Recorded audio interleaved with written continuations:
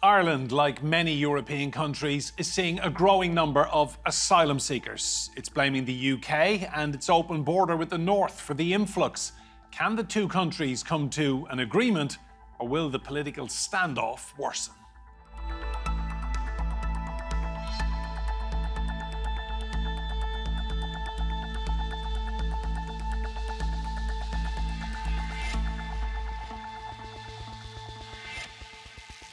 Hello and welcome to Roundtable. I'm Enda Brady. Now, asylum applications in Ireland are reaching record highs. A relatively small but very vocal number of people in Ireland are angry, and the government is blaming its British neighbour. So, what's behind the increased numbers, and where are those migrants likely to end up? After months camped in central Dublin, these asylum seekers have their tents removed and they're taken by coach to temporary accommodation. With over 200 people living here, the government said it had become a public health issue. But it was a visible and uncomfortable reminder of Ireland's migration problem. Over 1,700 asylum seekers don't have proper accommodation. Levels of application for asylum are at all-time highs. Irish officials claim that legislation in the UK that could send migrants to Rwanda is behind the increase, though the numbers have fluctuated widely recently. While it's difficult to say for sure, some asylum seekers in Ireland have highlighted the UK's Rwanda policy. I came to Ireland. One of the reasons is Rwanda as well, because I think it's not fair to send people. Ireland wants to send anyone who's come across its land border with the UK back, which it says are 80% of cases. That figure, though, has not been backed up with any data. The British Prime Minister Rishi Sunak said, "We're not going to accept returns from the EU via Ireland when the EU doesn't accept returns back to France, where illegal migrants are coming from." With elections looming in both countries, both governments are talking tough on illegal migration. So is there enough political will to find a solution, or is this the start of passing the buck? Lucky Khambule arrived in Ireland from South Africa in 2013 and was granted asylum. He's the co-founder of the Movement of Asylum Seekers in Ireland, and I'm delighted to say he joins me now from Dublin. Lucky, thanks for your time. Just tell us, how are asylum seekers feeling in Ireland right now, those that you speak to? Thank you for having me, and I appreciate your time. As people know that the situation has been very, very bad from the past, I would say 4 months now in Ireland, whereby people have been sleeping in the streets since December. And the situation is really dire here. We have seen a situation, let me just start in March, for instance. In March, during the St. Pat's weekend, people who were over 100 sleeping in outside what we call the International Protection Office here in Mount Street in Dublin were moved for that weekend to a destination not known to them at that time. And when they reached the destination, they found that there were no accommodation, and they were given tents. And some of them immediately returned to the streets in Dublin. So since then, the number of tents have been increasing day by day as people were not given accommodation by the International Protection Office. So the tents escalated to a lot of streets within Dublin area, and also disturbing the locals as they could not even access their streets now. Lucky, what kind of a reaction are you seeing from the Irish public? Because when I go on social media, I'm seeing a lot of anger. This is a huge talking point. It is a huge talking point. There are mixed feelings with regard to the acceptance of people that are new in the country. Most of the people who are on the ground are very much welcoming to those that are new. And the volunteers who are actually helping the people who don't have accommodation living in tents are working around the clock to make sure that they provide that service and give that much warm welcome to people. And also in the same vein, there are groups who are anti-migrants groups who are mostly visible online on social media with all the narrative that they put there, as the island is full, and they stage protests after protests to make people, that fear that island cannot accept people. So it's a concern to us, but we do have a lot of support from the Irish community who counter these protests as they happen, which is much welcomed by the people that seek protection. But it does instill fear to them, because some of them, about 3 weeks ago, 4 weeks ago, two of the international protection applicants were actually attacked physically, and one ended up in hospital. So it's really, really hard to live in streets, and the people are not protected, and living in tents. It's something that should not happen to any individual whatsoever. And Lucky, tell me, are you seeing any evidence at all that people are coming into the Republic of Ireland from the north as a result of the UK's Rwanda policy? There are a number of people that are coming from the north to the Republic of Ireland, but I cannot be able to put my foot on the ground to say these are the numbers of the people. Yes, there are people that are coming through the north, but at the same time, there are people that are coming through the airport, and a lot of them as well. So I know that the minister is adamant that there's 90% people are coming through UK, and the Rwanda fears that people have. I have spoken to people that, but not in a huge number, that are afraid of being sent to Rwanda. And Lucky, one final question. Just tell me, what do you think the Irish government should be doing? Because this is now likely to be an election issue when it happens. Okay, so the Irish government need to remember that this is they are the signatory of the Geneva Convention in terms of dealing with refugees. And the fact that these are human beings and need to be treated in a humane way. And it's been over a year now where people have been treated in the most disrespectful way in terms of accommodation.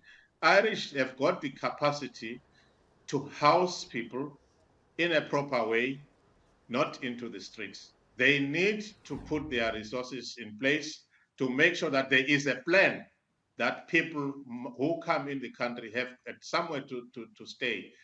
For yesterday, that camp was destroyed completely to the ground.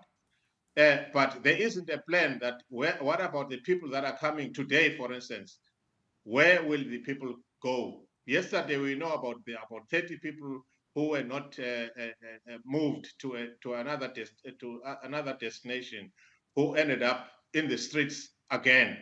So we would want to see Ireland with a proper plan as to who a person that came to seek protection must be taken care of.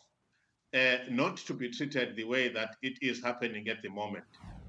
Well, let's meet our guests. Jonathan Tonge is a professor of politics at the University of Liverpool. In Galway, in the west of Ireland, is Ciara Smyth. She's a programme director in international migration and refugee law. That's at the Irish Centre for Human Rights at the University of Galway. And I'm delighted to say that here with me in the studio is Claire Pearsall. She is former special advisor at the UK Home Office. You're all very welcome to Roundtable. Ciara, I'll come to you first of all. I'm Irish. I'm working in a different country. Many Irish people over many decades have travelled all over the world. And what we're seeing now is people coming into Ireland. And is it fair to say they're not being made very welcome? I'm not sure that that's entirely fair to say. I mean, we have seen a huge increase in the number of asylum seekers year on year for the past 2 or 3 years. And in addition to the Ukrainian cohort, we have a rather large Ukrainian population of temporary protection seekers of over, I can't exactly recall the statistic now, but it's quite large. And the combination of these two has actually led to a situation where there isn't enough accommodation in Ireland. And so we're seeing street homelessness amongst the asylum population for the first time ever, really. And this is kind of happening at a moment where there's already a domestic housing and homelessness crisis. And so it appears to many people that the large increase in the number of asylum seekers is driving the Irish homelessness and housing crisis, when in actual fact they're two distinct phenomena. But nonetheless, it is causing some disquiet. The fact that the government doesn't have enough asylum accommodation means that it's trying to repurpose hotels, nursing homes, disused hotels and nursing homes, for example, in local towns, as asylum accommodation. And this is meeting with a large amount of opposition on the part of local communities. And kind of understandably so in many cases. However, the far right is capitalising on this and is using it to further its agenda. But having said that, there is no elected far right representative in the Irish Parliament. So we don't have a political organisation of the far right in Ireland. And indeed, there's a suspicion that the far right in Ireland is not even from Ireland. So I think we need to kind of keep it in perspective. It's not that the far right is taking over Ireland in any sense. Jonathan, that's a very interesting point, because I've noticed this on social media. A lot of the people talking about this on social media platforms are not in Ireland, they're not Irish, and we're seeing big followings of far-right people in the United Kingdom, for example, tweeting their support of far-right figures in Ireland, and you would traditionally not expect them to want to have anything to do with Irish people historically. Yeah, there's sort of an unholy alliance in many ways between different far-right groups. The one thing that unites them in their own patriotism or pseudo-patriotism is opposition to immigration. Of course, in the UK, immigration has always been a very, very highly salient issue. If you look at the top 5 or 6 election issues at every successive British general election over several decades, you'll always find immigration up there. Anti-immigrant sentiment was not the only reason by any means as to why the UK left the European Union 8 years ago, but it was a driver behind the Brexit decision, the desire to take control of immigration policy. You've got a party in the UK now that is polling reasonably well, Reform UK, and part of its platform is much tighter controls upon levels of immigration and getting tough with what are seen as illegal migrants. So you can't deny the salience of this issue. It's a surprise that it's become so salient in Ireland because, frankly, in the UK, immigration has always been a hot topic, one that won't go away. And with an election looming, it's become a central issue because Rishi Sunak's policy of wanting to deport illegal migrants to Rwanda, that's become a really, really central plank of his election agenda.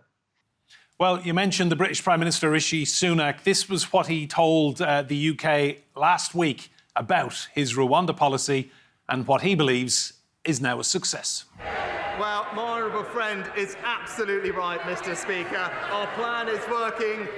Legal migration, the latest figures show, down by 24%. Student dependence down by 80%. But we all know Labour's big idea. It's to scrap the Rwanda plan, even when it's operational, Mr. Speaker. But as one senior Labour advisor said to Andrew Marr just yesterday, we can't just come in, tear it up and have nothing to put in its place. Claire, Sunak is desperate for any kind of a win, isn't he? Is this where he's going to get one?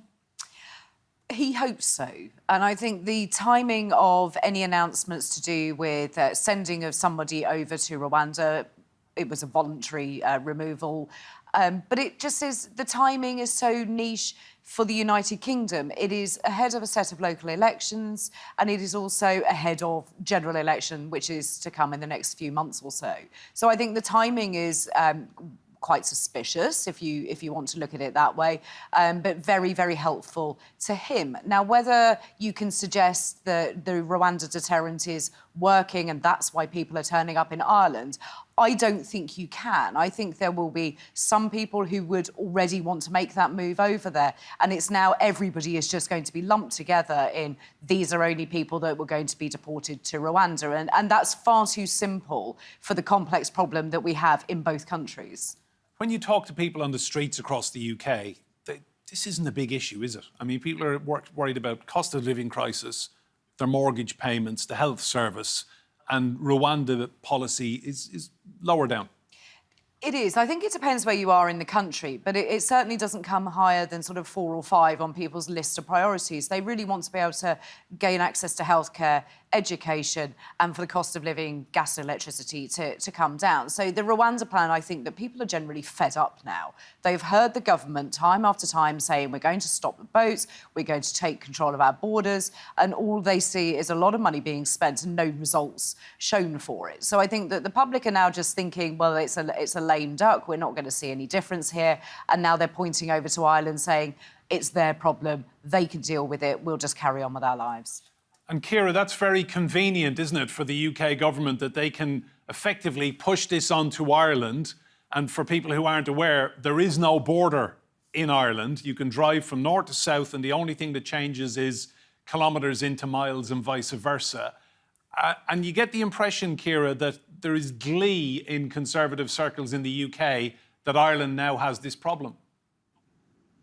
Yes, indeed. Ireland might have scored an own goal in sort of bringing this issue to the forefront, because it was the Irish government that asserted that 80% of asylum claims now were from people that were coming over the border. But there's actually no evidence that this is the case. So there's no sort of sound evidential base for this assertion. It probably comes from the fact that 80% roughly of asylum claims that are being made in Ireland at the moment are made in country, at the office, at the International Protection Office, rather than at ports or airports. But of course, there's many reasons why somebody might make a claim in country, such as, for example, they've been in the country for a significant period of time and are now making an asylum claim, or the conditions in their country of origin have only just changed and so they're now making an asylum claim, or indeed they entered irregularly and weren't detected at the border. So there's plenty more people that could be making a claim at the International Protection Office that necessarily crossed the border coming down from the north. So there's not necessarily any evidence based to that assertion. That's the first thing.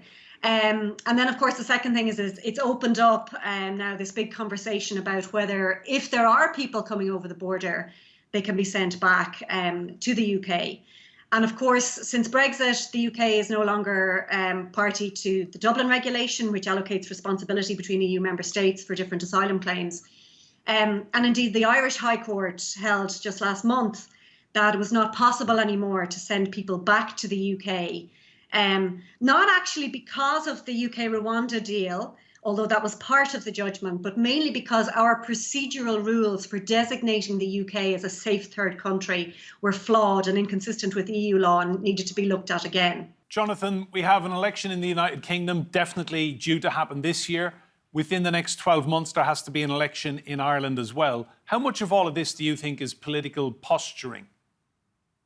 An awful lot of it is the short answer. There's been posturing on both sides. First of all, you've had Rishi Sunak trying to claim this big win, that he basically arguing that people are crossing the border from north to south on the island of Ireland. And as we heard from Ciara, there's no actual evidence to back up these 80% or 90% that has come from the Irish Department of Justice, those claims about the level of border crossings. But Rishi Sunak is claiming that this shows there's a deterrent effect for his Rwanda policy. He's no hard evidence to back that up as the British Prime Minister.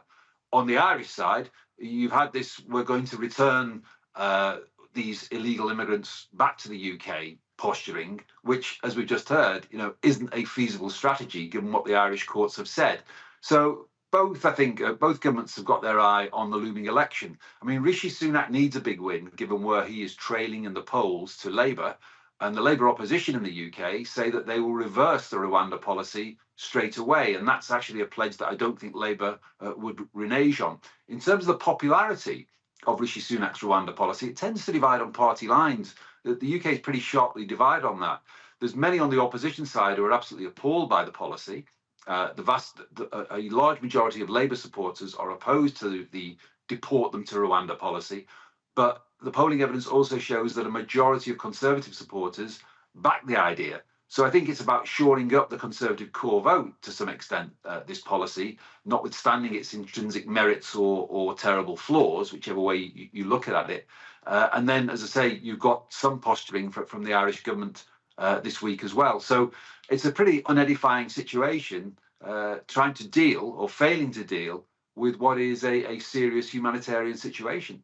Claire, picking a fight with the Irish will play very well to certain sections of the Conservative Party. Is that fair to say? Yes, it will, but it's actually only a small part of the Conservative Party that will take any joy with this. I think the majority will look at it and think that we don't need to pick a fight with our Irish neighbours, and it also puts Northern Ireland into a very difficult position. They look as if they may well, in their own words, become a dumping ground for asylum seekers should the Irish in the south move people back across the border. It also worries everybody that there are suddenly going to be more cameras or more checks on the border. Now, this was meant to be an open border. It was part of the Good Friday Agreement, the Windsor Framework, you name it. And I think to destabilise Ireland at a time like this isn't worth that kind of fight. And it's interesting that the Secretary of State for Northern Ireland, Chris Heaton-Harris, is using fairly muted words. He is not taking on an aggressive tone. He is trying to be conciliatory. And I think that that is the way to go. We cannot afford to allow any conflict to draw up in Ireland across those borders. Ciara, I just want to show our viewers some footage that was filmed in a place called Newtown, Mount Kennedy in County Wicklow on the east coast of Ireland recently. We're seeing images there, people getting involved in scraps with the police. There was a fire set, a lot of anger. There were a number of arrests. Just talk us through the kind of anger in some rural communities at being seen as a dumping ground for asylum seekers. Well, look, as I said already, the problem seems to be that for various historical reasons, we're reliant on the private market in Ireland to provide accommodation for asylum seekers. So the government doesn't really own any asylum accommodation itself. And asylum seekers are also excluded from the private rental market. But the government does rent sort of hotels, hostels, former caravan sites, former nursing homes and so on from private service providers, and then pays this private service provider to operate them. And so what we're seeing in many small towns, and what we have been seeing in Ireland for the past number of months, has been local communities protesting when the sort of last hotel in the town, which has closed down for economic reasons perhaps, is now being repurposed as an asylum centre, or a disused nursing home that previously was relied on by inhabitants in the town but that wasn't viable for economic reasons, is now being repurposed for asylum. And obviously these are really sort of incendiary issues close to the heart of local communities.